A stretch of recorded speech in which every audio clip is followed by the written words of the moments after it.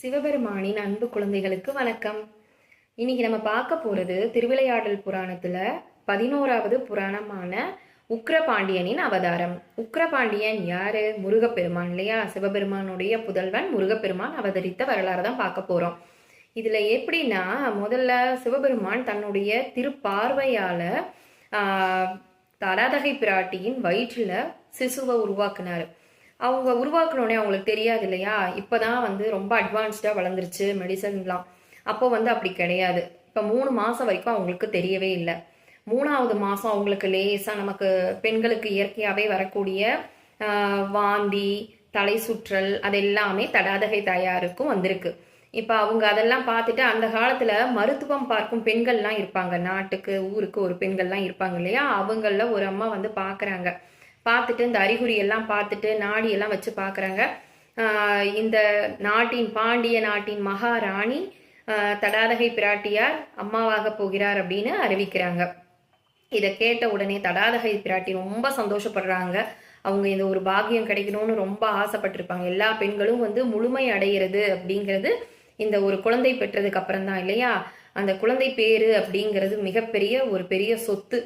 குழந்தை பெறுவதுமே ஒரு பெண்ணுக்கு அடுத்த பிறவி மாதிரி தான், அடுத்த ஜென்மம் மாதிரி தான் இல்லையா? அதனால ரொம்ப சந்தோஷப்படுறாங்க.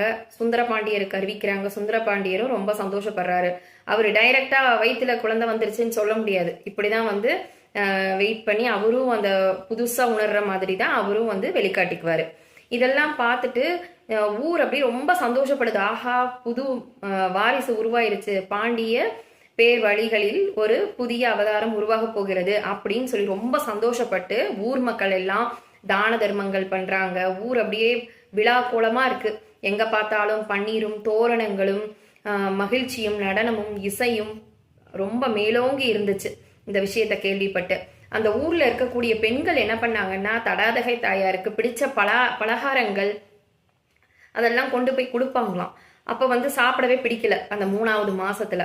அப்போ ஒரு அம்மா சொன்னாங்களா, நான் 2 குழந்தைங்களை பெற்றிருக்க தாய், எனக்கு தெரியும். இப்போ அவங்க புளிப்பான நெல்லிக்கனி, அப்புறம் புளி சாதம், அந்த மாதிரி எல்லாம் சாப்பிட தான் பிடிக்கும் அப்படின்னு கொண்டு போய் ஊர் மக்கள் எல்லாம் சந்தோஷமா கொடுக்குறாங்க தடாதகை தாயாருக்கு. தடாதகை தாயார் அது ரொம்ப சந்தோஷமா வாங்கி சாப்பிட்றாங்க.